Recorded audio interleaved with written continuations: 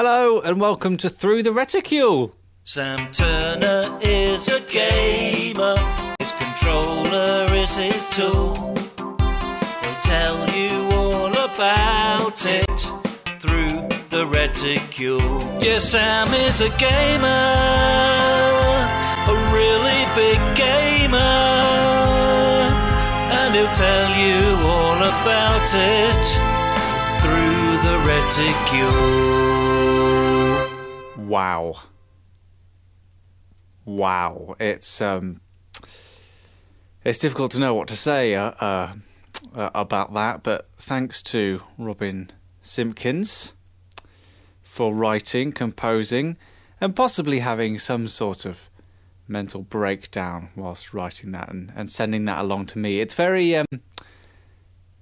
unique. But anyway, on with the show. I hope you're well. I'm Sam Turner, as you probably know already, and this is Through the Reticule, a show which has always tried to make a little bit of fuss about the very small things in our gaming lives. Now, over the few years that I've been writing and recording these small vignettes to abstract thought and analysis, it feels like there's a change going on in the way that we interact with games. The more that I've spent time looking at the micro, the small part of video game entertainment, it also seems that the industry and the all-consuming public have also shied away from the macro world. That as gamers, we're moving from the big screen to the small screen.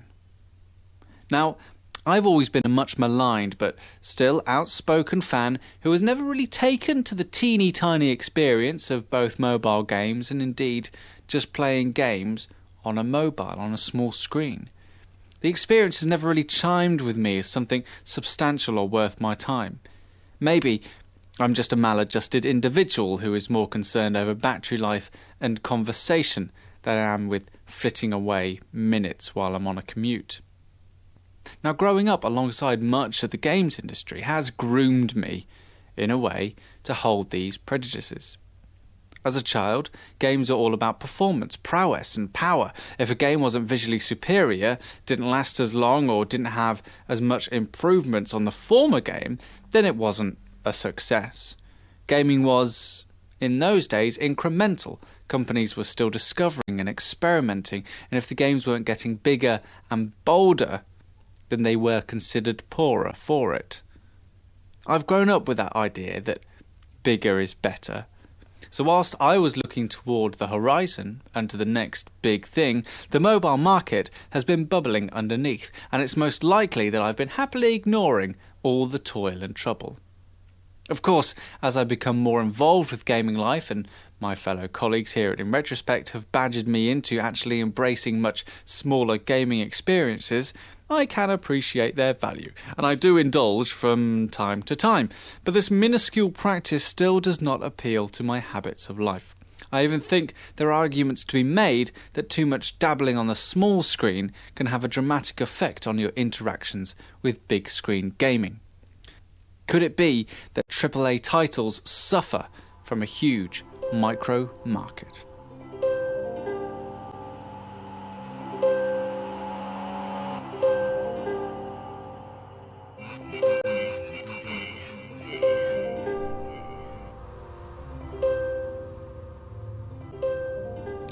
There is no doubting that the mobile and small gaming market is huge, and it's growing exponentially.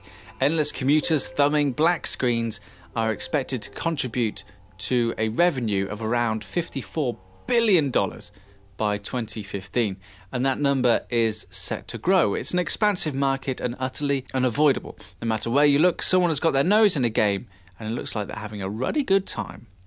This huge rise in financial gain isn't just a one-sided experience, as mobile games have benefited from such economic expansion. They're improving, they're becoming larger, they're deftly designed and almost able to compete with arcade titles, handheld ports and other PlayStation Network type guff. The mobile market is progressing at an alarming rate and happily mirroring the same economical and experience-based development that I saw in games when I was a child.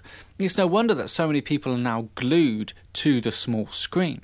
In fact, the same observations can be made about the current shifts in tastes between television and film. There was a time when all the producers, writers and actors saw dollar signs in the bright lights and silver screen. But now, as our habits and our access to devices has changed, so has our joy of the ever-shrinking screen.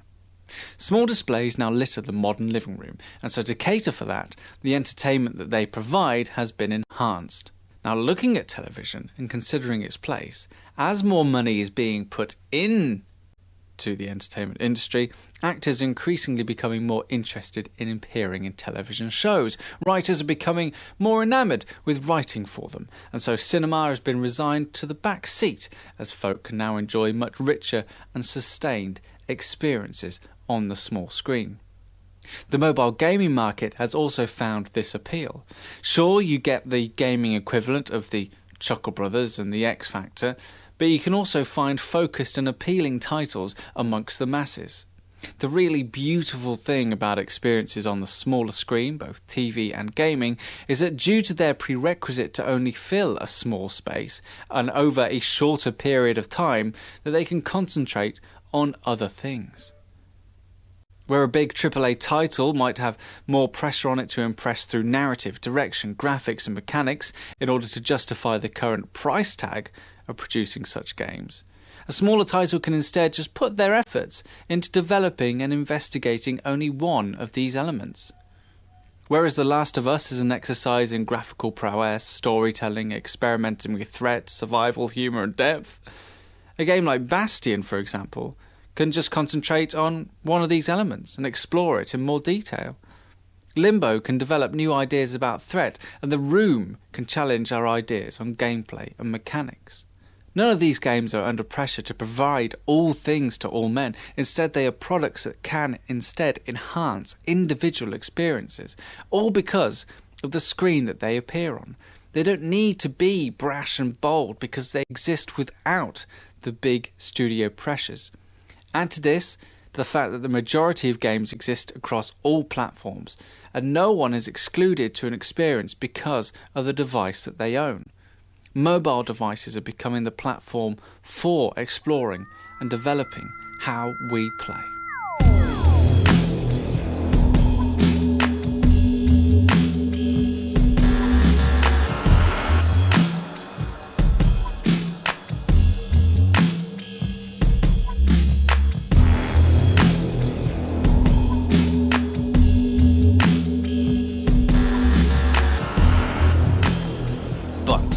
Here is the big wobbly but. Despite their popularity, their ability for focused and concentrated attention on the minutiae of gaming, and indeed their proliferation and the sheer choice of them, I still don't know why I don't find the prospect of mobile gaming appealing. To revive my earlier analogy, currently I'm more interested in what's happening on the smaller screen in terms of TV than I am on any other visual medium.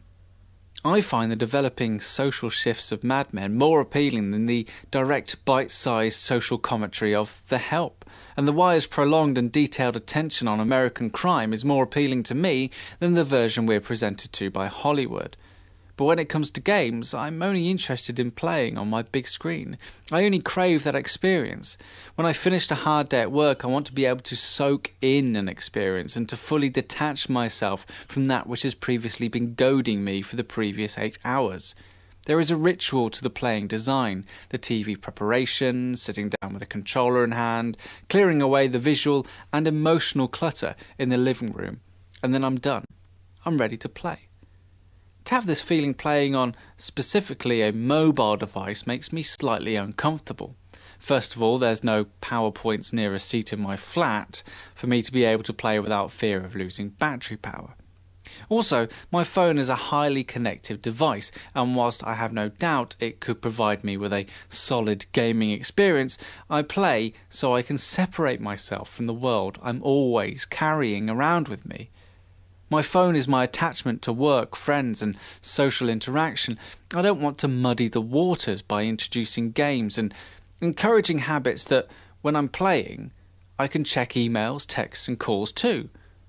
I want to be able to get fully taken away by a game, to involve myself in all its parts, And I've often felt that on a mobile device, connected to other muddled areas of my existence, would mean that the game is already at a disadvantage. This is, though, a problem that's easily solved, and there are currently a plethora of devices on the market that will allow me to play these mobile titles on platforms that are not connected to the outside world. It's even possible to have access to Android games through my TV. Now, these all may be a preferable solution for me experiencing small screen gaming, but then the issue of controls raises its ugly head. There's something about holding a controller that starts the gaming experience for me. Tapping and covering up the retail space of a screen, for me, holds little appeal. Also, with these small screen games being ported to larger devices with external controllers, how much work will developers put in to make sure their games, designed for a touchscreen device, can be just as intuitive with the controller in hand? Also, the other thing that distracts me from entering the small screen age of video gaming is the sheer choice of games on offer. A simple look at the iOS Store or Google Play opens up a world of titles. Some are promoted, pushed, reviewed and detailed, but others largely go unnoticed. Other than by judging them by their small icon in the corner, just glancing at the store doesn't yield results as to what I should be playing.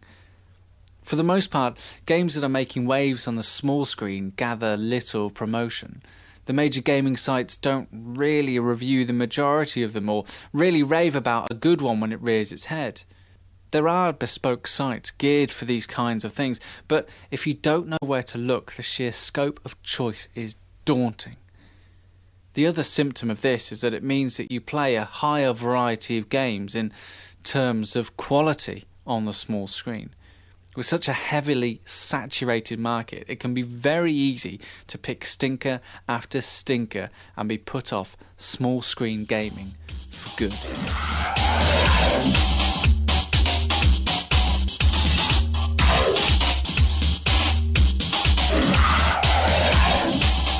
After all is said and done, it does just come down to my stubbornness as to why I don't try and embrace a small screen of gaming just a little more.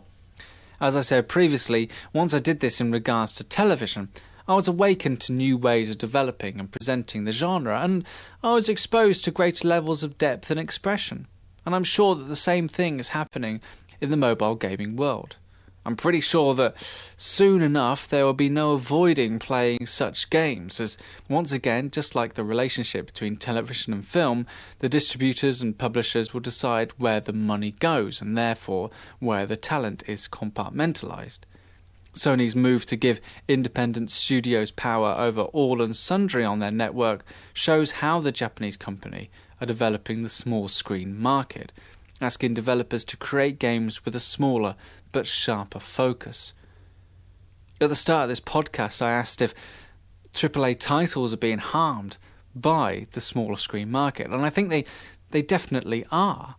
If you just look at the launch lineup for the PS4, it's hardly brimming with new IPs, and it's the established franchises that are being pushed to the fore and being released as AAA big budget titles. No studio wants to take the risk anymore. So I'm betting that the open approach to indie publishing that's been such a success on the small screen will provide players with a much more rounded and exciting experience on our home consoles. So as it currently stands, I'm not in so much of a rush to start embracing the mobile gaming market. It's still an area of gaming that, if I'm honest, I'm still uncomfortable with, and it's probably more symptomatic of the way I grew up with games than anything else.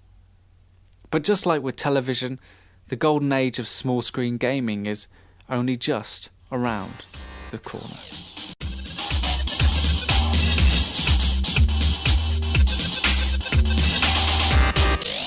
So that's it for another edition of Through the Reticule. As always, correspondence can be sent to me through Twitter.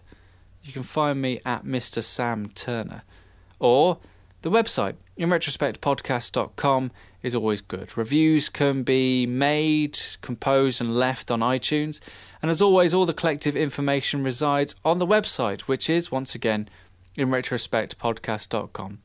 Stay glued to the website and the Twitter feed at InRetTweetSpect over the coming week, as we are all set to announce our next series of special shows here on the label, all of which are about to be released shortly, so stick around.